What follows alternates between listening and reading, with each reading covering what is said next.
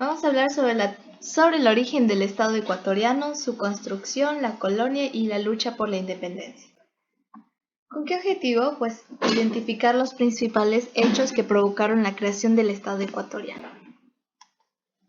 Primero, comenzamos con la construcción de Ecuador.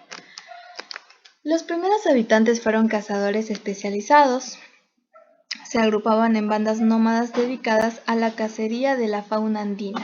Esa es pregunta que hemos visto en los test, así que sería importante, interesante resaltarlo. ¿Ok? Entonces, los primeros habitantes fueron cazadores especializados, los cuales se agrupaban en bandas nómadas para dedicarse a la cacería de la fauna andina. Por las condiciones naturales de la tierra, esta proveía de mucha variedad de alimentos y protección contra el clima. Los hombres vivían en cuevas o en construcciones muy simples, hechas de ramas y paja. Los asentamientos eran temporales y se ubicaban en lugares que permitieran la caza y la provisión de materias primas para las herramientas. Con el paso de los años, los sistemas de agrícolas y la organización de asentamientos en lo que ahora es el Ecuador fueron evolucionando y dando paso a los periodos controlados de producción de vegetales, frutas y diversas hortalizas. Los señoríos étnicos se asentaban sobre la estructura de la producción comunitaria, no se daba en ellos una apropiación privada de los medios de producción, más bien todos se ayudaban, todos se compartían, en donde la tierra fundamentalmente era de propiedad común. Se había logrado mayor productividad y coordinación de las actividades económicas, sociales y religiosas.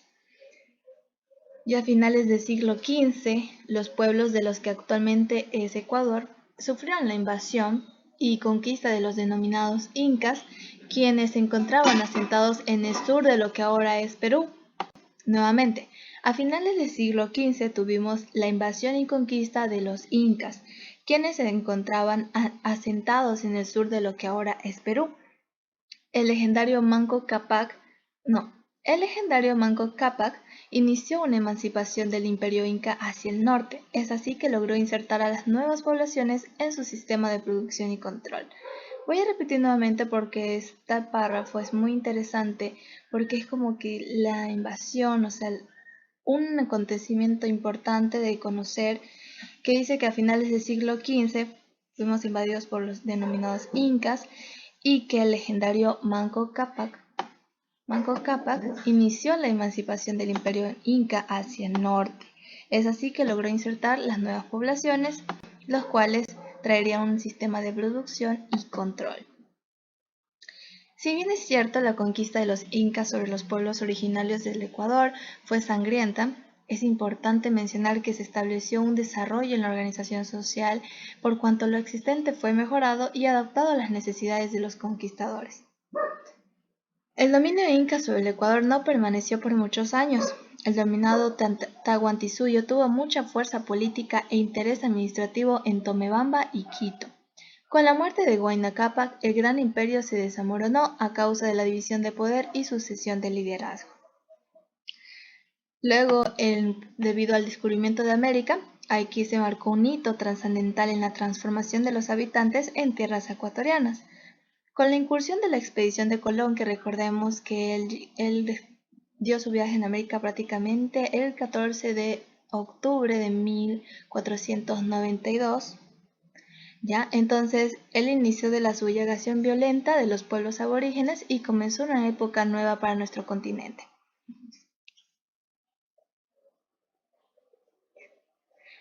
Después de esto, Europa finalizaba con el feudalismo y avanzó con el aporte americano hacia una era de predominio mundial. Al descubrimiento del nuevo continente y su ocupación inicial sucedió una corta etapa de conquista militar. Luego se inició en estas tierras una extensa época colonial que duró casi 3 siglos. Entonces, ustedes saben que es necesario a veces repetir para tener un mejor entendimiento.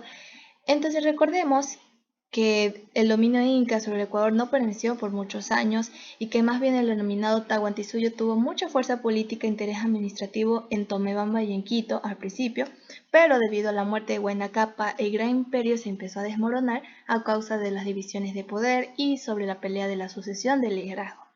Es ahí que con el descubrimiento de América marca un hito trascendental en la transformación de los habitantes en tierras ecuatorianas, y más con la incursión de la expedición de Colón y el inicio de la subyugación violenta de los pueblos aborígenes, comenzó una época nueva para nuestro continente. Es así que Europa finalizaba con el feudalismo y avanzó con el aporte americano hacia una era de predominio mundial. Al descubrimiento del nuevo continente y su ocupación inicial sucedió una cuarta etapa de conquista militar, como estábamos mencionando, y luego de ello se inició en estas tierras una extensa época colonial que duró casi 3 siglos. Seguimos con la colonia. La llegada de Colón a América no se relaciona a descubrir un nuevo mundo, en realidad es establecer contacto con otra civilización, culturas y hábitos diferentes, así como una evolución de vida menor en comparación a los de los conquistadores. A finales de 1531, Francisco Pizarro parte de Panamá para conquistar los territorios del Imperio Inca. Durante mucho tiempo, permaneció en las costas, estableciendo estrategias de conquistas y recolectando riquezas para financiar el nuevo reto.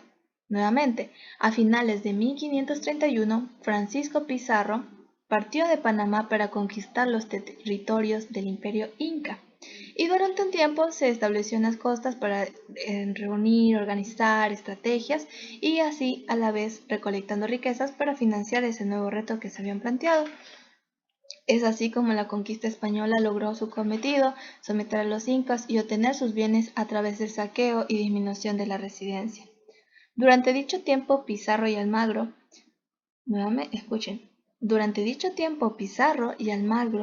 desencadenaron batallas internas al deteriorarse la sociedad existente en años pasados, hasta el punto en que Almagro fue asesinado por un compañero de conquista. El proceso de colonización tomó alrededor de 2 décadas hasta establecer un sistema fuerte y del control sobre la nueva estructura. Nuevamente, el proceso de colonización tomó alrededor de 2 décadas, para así formar un sistema fuerte y de control sobre la nueva estructura de organización. Seguidamente, en el proceso de conquista, el imperio inca se encontraba en una crisis absoluta. Atraviesaron guerras internas, lo que debilitó al Tahuantinsuyo, siendo esto un factor crucial en su debacle. El derrumbamiento repentino del imperio inca y la relativa facilidad con la que los conquistadores sojuzgaron al Tahuantinsuyo se pueden explicar mejor por conflictos y debilidades internas de esa sociedad, más que por la acción audaz, la superioridad bélica o la inteligencia de los españoles. Aquí encontramos el primer periodo colonial. Aquí se produjo el juzgamiento hacia el pueblo indígena producto de la cristianización. Esta etapa no llevó mucho tiempo porque inmediatamente se desarrollaron nuevas leyes en función del excesivo uso de la fuerza hacia los indígenas por parte de los encomendores. Luego vino la encomienda, en que era una institución que establecía que un castellano conocido como encomendero tenía a su disposición un pueblo de indios con sus caciques para que le pagasen tributos y le sirvieran.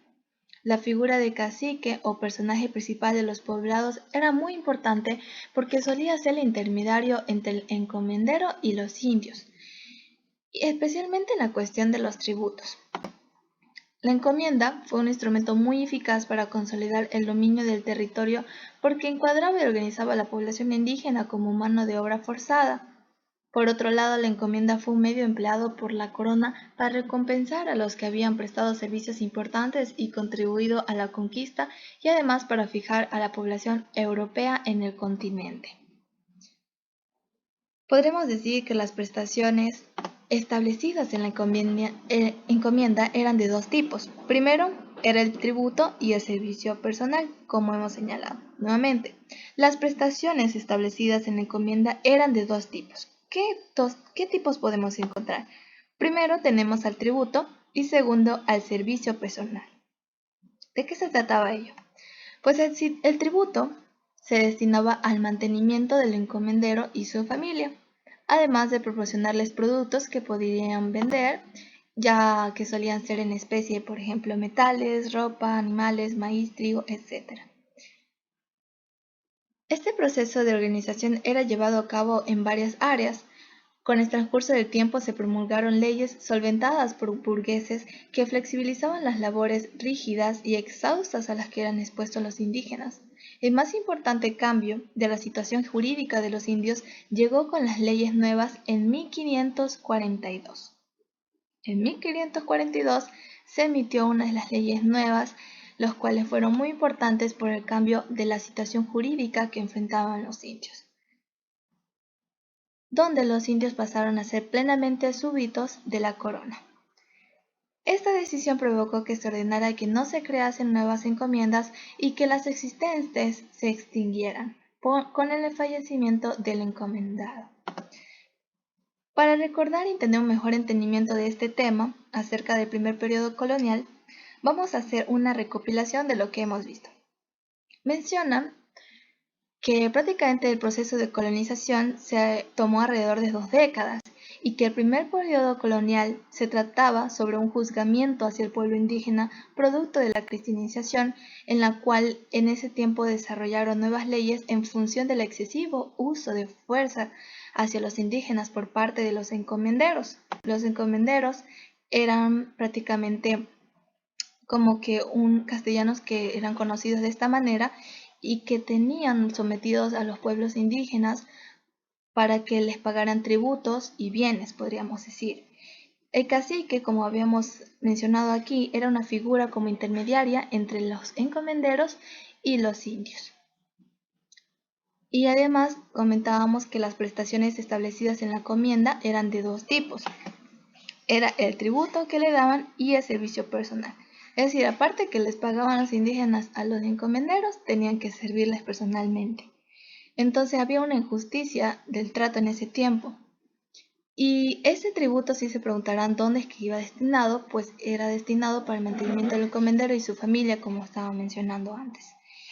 Pero algo sucedió muy importante en esta época que dice que el importante cambio que sucedió frente a la situación jurídica de los indios fue con las leyes nuevas en 1542, en donde ya en esta parte los indios pasaron a ser plenamente súbditos de la corona, y esa fue la decisión que provocó que se ordenara que no se crearan más encomiendas y que las existentes se extinguieran con el fallecimiento del encomendero.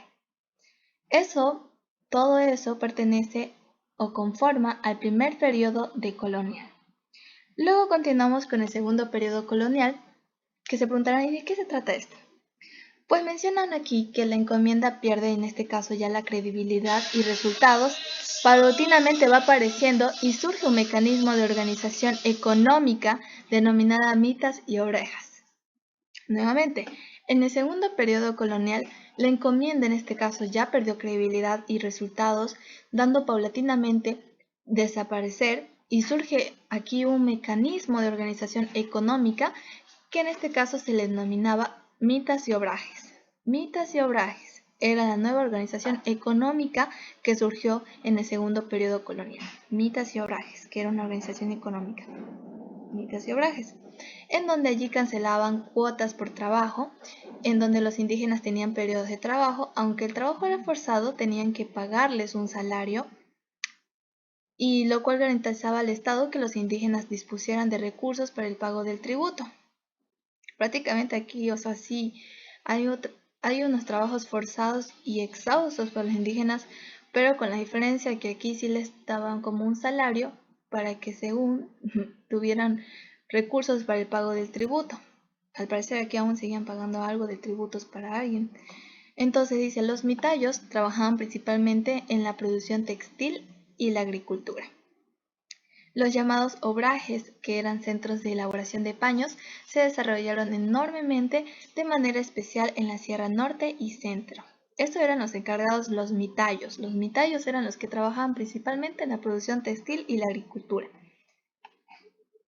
Luego de ahí los indígenas aprendieron pronto ciertas técnicas agrícolas, como el cultivo de plantas y la domesticación de animales venidos del viejo continente.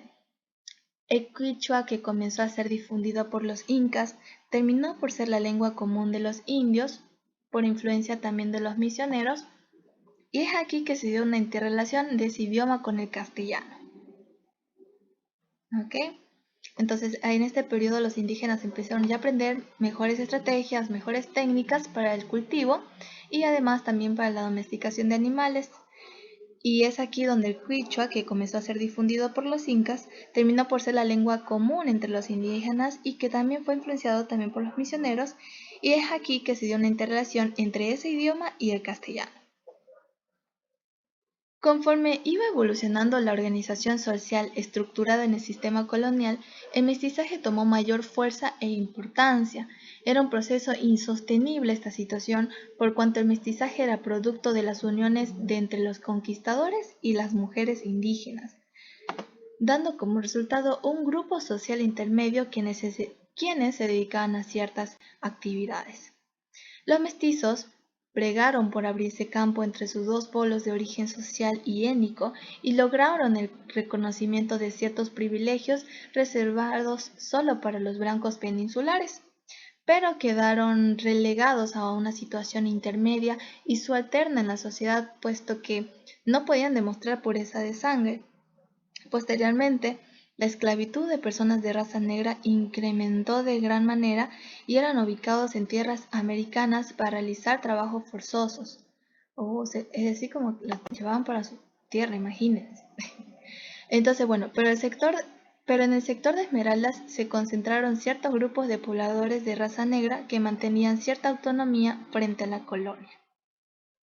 Con la diferenciación socioeconómica y étnica, se consolidó una sociedad estamentaria que consagraba la desigualdad y sus grupos tenían deberes y derechos diversos de acuerdo a su lugar en la estructura social y el control de la propiedad.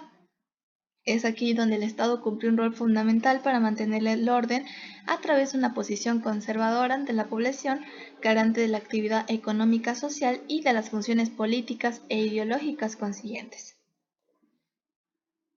Este comprendía todas las instituciones donde se ejercía la administración política.